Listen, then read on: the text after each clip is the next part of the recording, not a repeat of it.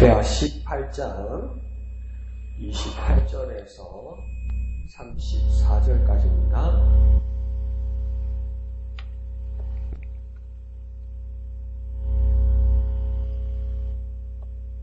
(28절부터) (34절까지) 한 음성으로 읽겠습니다. 이스라엘 왕과 유다 왕 여호사밧이 길르앗 라못으로 올라가니라. 이스라엘 왕이 여호사밧에게 이르되 나는 변장하고 전쟁터로 들어가려 하노니 당신은 왕복을 입으소서 하고 이스라엘 왕이 변장하고 둘이 전쟁터로 들어가니라. 아람 왕이 그의 병거 지휘관들에게 이미 명령하여 이르기를 너희는 작은 자나 큰 자나 더불어 싸우지 말고 오직 이스라엘 왕하고만 싸우라 한지라. 병거의 지휘관들이 여호사밧을 보고 이르되 이가 이스라엘 왕이라 하고 돌아서서 그와 싸우려 한즉 여호사밧이 소리를 지르매 여호와께서 그를 도우시며 하나님이 그들을 감동시키사 그를 떠나가게 하신지라.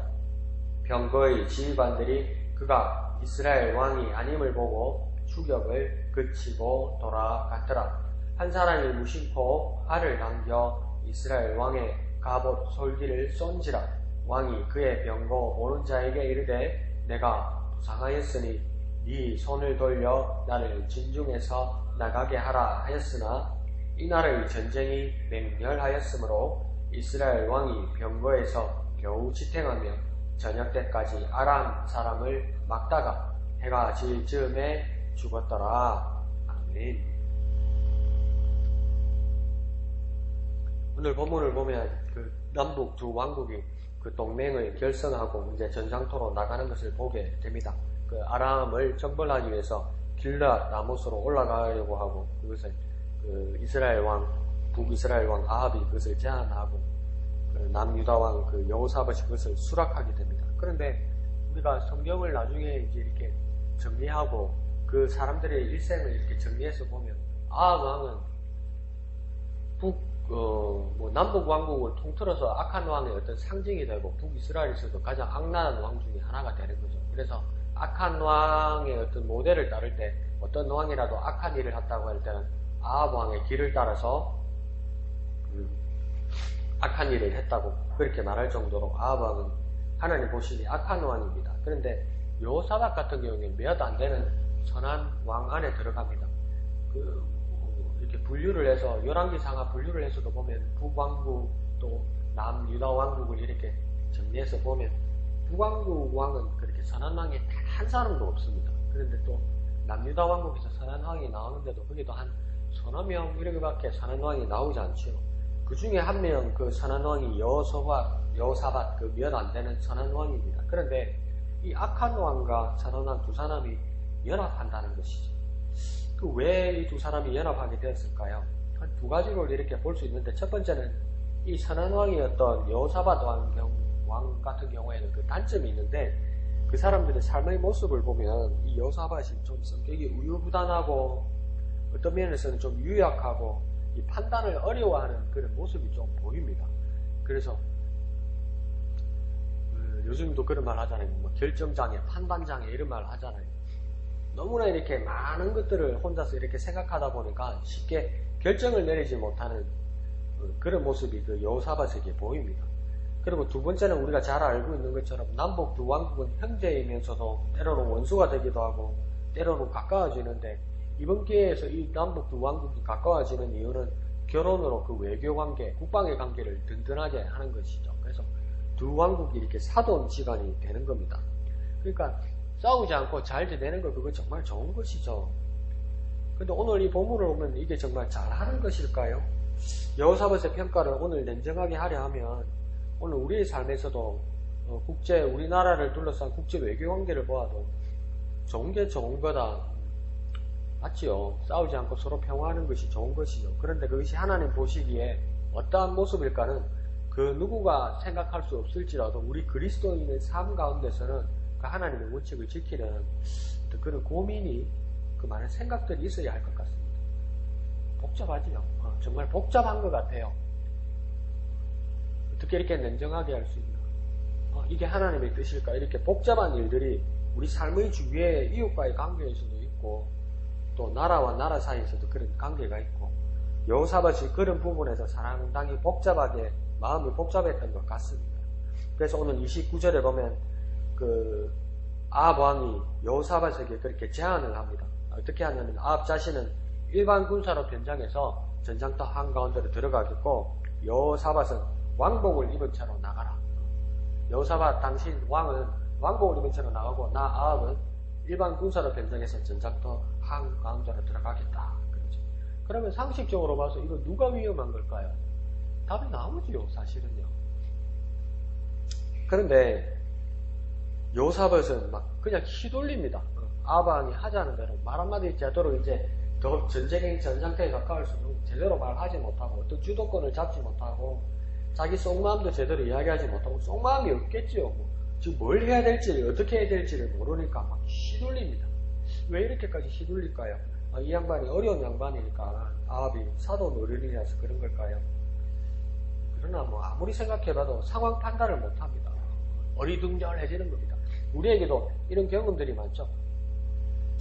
남의 일들, 분수 뜨는 일에는 이게 수가 다 보이고 판이 다 보여요. 근데 정작 내가 그 판에서 서서 내가 장기를 뚫는 사람이나 바둑을 두는 사람이면 그게 안 보이죠. 그래서 구경하는 사람들은 두 눈 내가 미련해 보이죠. 근데 입장을 바꾸고 와서 내가 저 사람을 보면 이 사람도 왜 저렇게 모르나 이럴 때가 있죠. 근데 그런 상황이 여호사밧에게도 똑같이 온 것 뿐입니다. 어찌할 바를 모르는 것이죠. 근데 문제는 뭐냐면 오늘 30절에 보면 이 적국의 아람은 왕과 함께 그 전략을 짭니다. 뭐라고 이야기하냐면 아무하고나 싸우지 마라.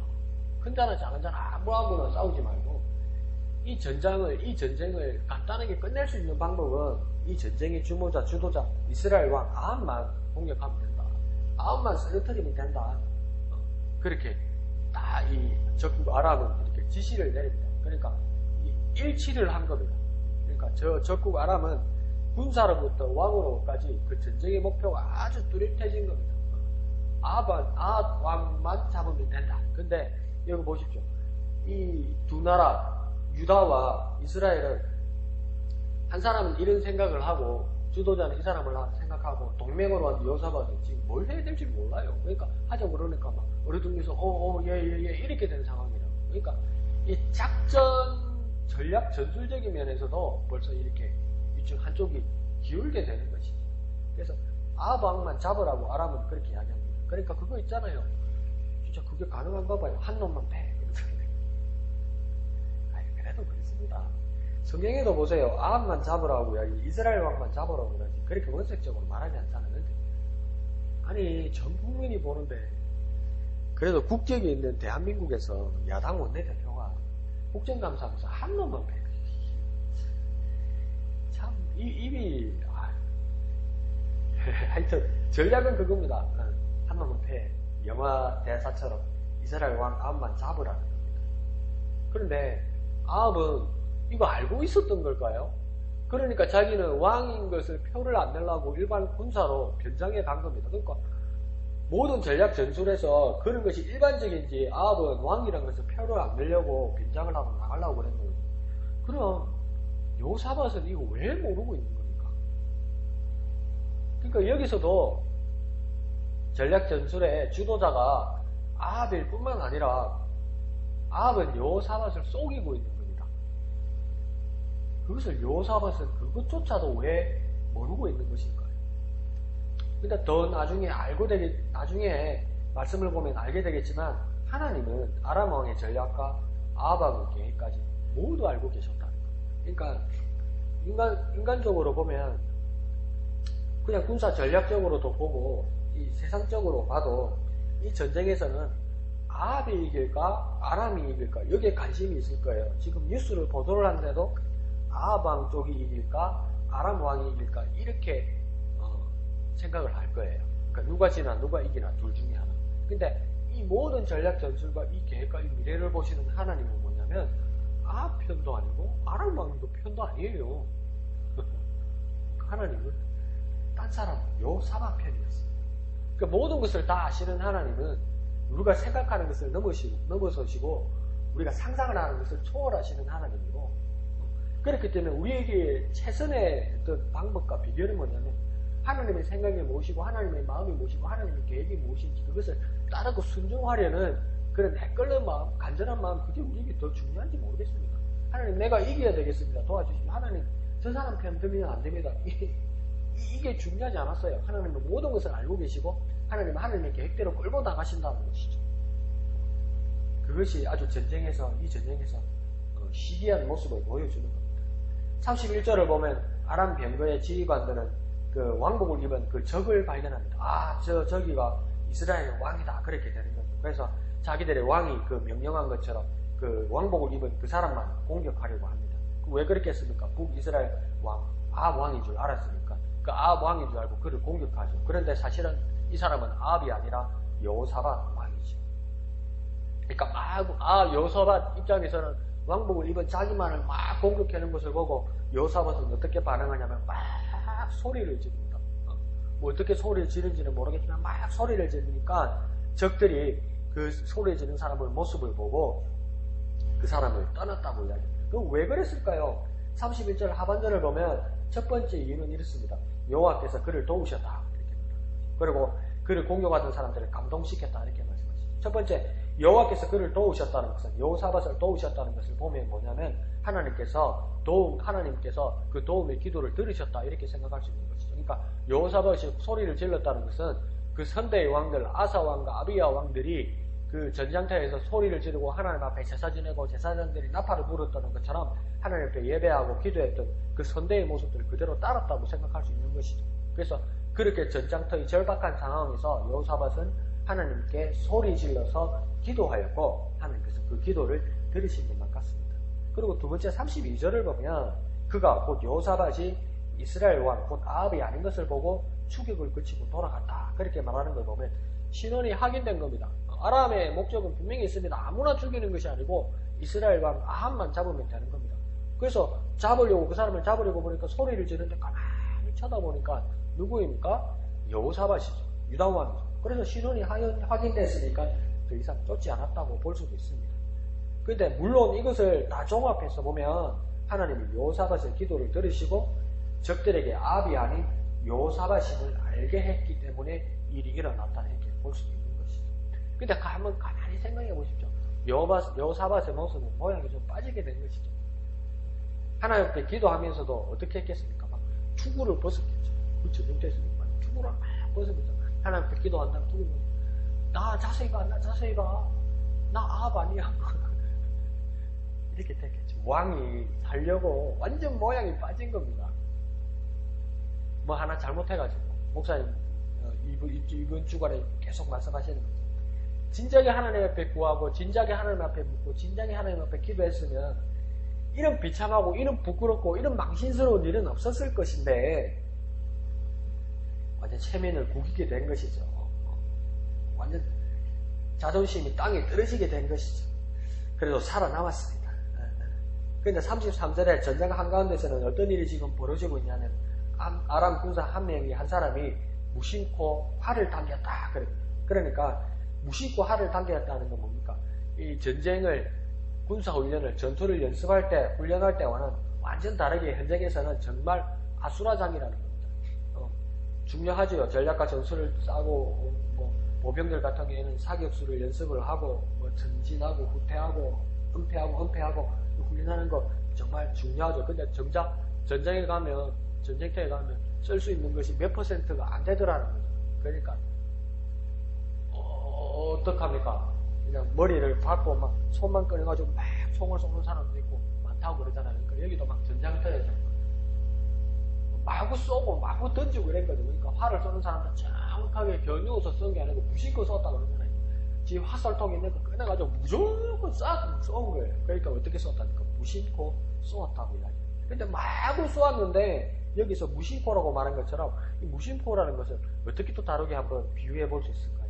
마치 복권 사는 것처럼 마치 로또 하는 것처럼 알지도 않고 못하고 원하지도 않는 그 번호를 막연히 당첨을 기대하는 것처럼 복권 기대하는 것처럼 마른 하늘에 벼락 맞는 것처럼 그 확률을 기대하는 것처럼 화살을 쏘았다는 겁니다.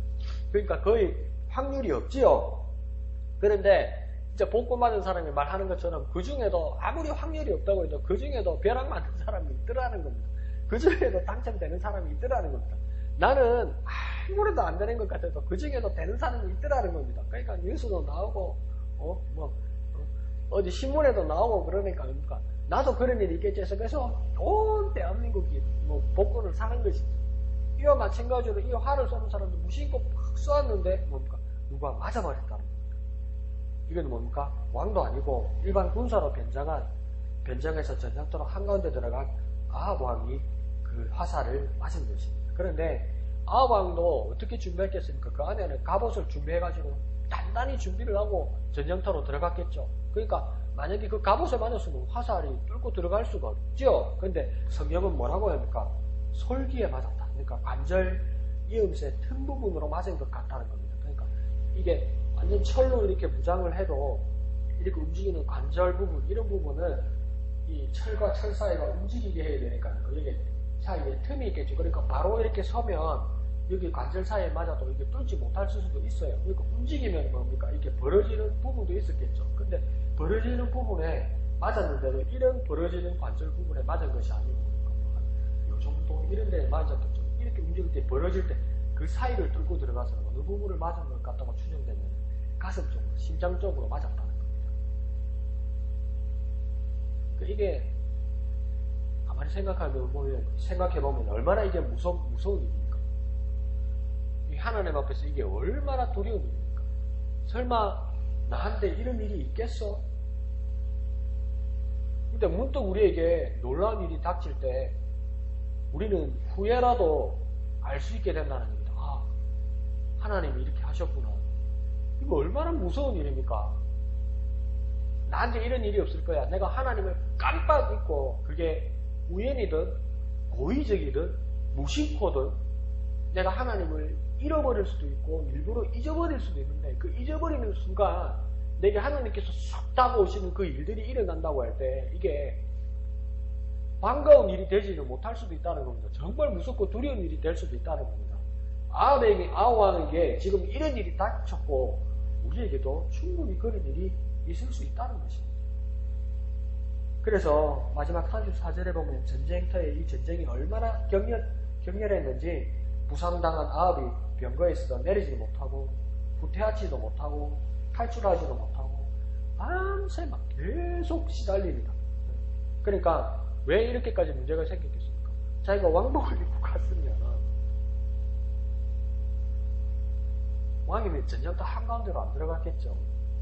근데 아합은 뭐 한 가지 수만 생겼냐면 내가 왕복을 입으면 태어나서 나만 공격할 테니까 나는 일반 병사로 변장을 해야 되겠다. 그러면 일반 병사로 변장하면 전선 뒤로 물러설 수가 없는 거죠. 그러니까 일반 병사로 입었으니까 내가 왕인 것은 모르지만 전쟁터 한가운데로 들어간 거예요. 한가운데로 들어갔으니까 여기서 빠져나오려면 나오는 게 힘든 거예요. 이게 그 뒷수를 생각을 못한 거예요. 그러니까 첫 수만 생각했을 때는 내가 왕이라는 것을 들키지 아니라 첫 수를 생각했을 때는 자기 혼자 그렇게 생각했을 거예요. 아, 난 정말 천재야. 난 정말 머리 좋은 것 같아요. 아, 정말 대단한 전술가 같아. 이렇게 생각했어요. 근데 그 한 수밖에 생각 못해요. 왕이면 전선 뒤에서 후퇴하기가 쉬웠을 건데 왕이 아닌 것을 보기 위해서 한가운데로 들어오니까 나오는 길이 어려웠던 거죠. 한가운데 있으니까. 그러니까 화살을 맞고 부상당한 이상은 나오기가 정말 힘들었던 것입니다. 그러니까 그의 꼼수가 그 명을 단축하고 말은 겁니다. 전략 전술과 현명한 생각이 아니었습니다. 그냥 꼼수가 되고 말았던 것이지. 그러니까 오늘 이 전체의 말씀을 보면 우리의 삶에서도 아합처럼 우리 사람의 계획은 정교해도 또 확률 같은 상황에서도 결정적인 거짓과 결점이 드러날 수밖에 없습니다. 아무리 정교해도 아무리 만반의 준비를 갖추어도 그것이 사람들 사이에서 전략과 전술이면 그것이 다른 어떤 이해관계와 더 쉽게 말하면 우리가 상상 못하는 변수가 나타납니다. 그걸 우리가 대처할 수 없다는 겁니다. 아무리 우리의 생각들이 정교해도 이 변수를 대처할 수 없다는 겁니다. 이 변수가 몇 가지가 될 줄을 알 수가 없기 때문에 이 변수를 대처할 수 없는 것, 그것이 사람의 계획이고 또 아합의 계획이었다는 것입니다. 그래서 그 결정이 드러나게 되죠. 그러나 오늘 여호사밧의 모습을 통해서 좀 모양은 빠져도 체면은 구겨도 여호사밧처럼 절박한 상황에서 하나님께 부르짖으면 구원받습니다. 그러니까 늦은 것은 안타까운데 진작에 하나님께 묻고 하나님께 기도했으면 이런 부끄럽고 이런 어려운 일은 없었을 건데, 그럼에도 불구하고 이 어려운 일에 봉착했을 때 그럼에도 불구하고 여호사밧처럼 하나님 앞에 구하면 구원받습니다. 진작에 하나님 해주시 그것도 맞는 말인데, 그럼에도 불구하고 늦었다고, 우리 생각에 늦었다고 생각할 때도 하나님의 구원의 손길은 여전히 남아있는 것입니다. 그래서 예수님께서도 곧 운명하실 것 같은 그 십자가상에서도 더 한 사람도 구원할 수 있었던 것입니다. 늦었다고 생각하는 모든 사람들이 주님 앞에 나아올 수 있다는 것이죠. 그래서 더 간단하게 말하면 아합처럼 사람의 생각을 할지라도 결국은 실패하게 됩니다. 그러나 모두가 늦었다고 생각할지라도 여호사밧처럼 다시 한번 하나님께 기도하면 하나님은 우리를 구원해 주십니다. 그 하나님께로 나아가는 저와 여러분 되시기를 부탁드립니다. 기도하겠습니다. 거룩하신 아버지 하나님, 은혜를 감사합니다. 여호사밧의 구원과 아합의 그 죽음의 최후를 하나님 보게 됩니다. 우리 삶의 모습들이 아합처럼 사람의 계획이나 우리의 고집들을 부리기 전에 우리가 늦었다고 생각할지라도, 이제는 실패했다고 생각할지라도 여호사밧처럼 하나님께 부르짖어 기도하여 하나님의 구원을 경험하는 우리가 되게 은혜 베풀어 주시옵소서. 우리의 삶이 그러하게 하여 주시옵소서. 모든 것을 감사드리며 거룩하신 예수님의 이름으로 기도드리옵나이다. 아멘. 말씀을 생각하시면서 기도하시고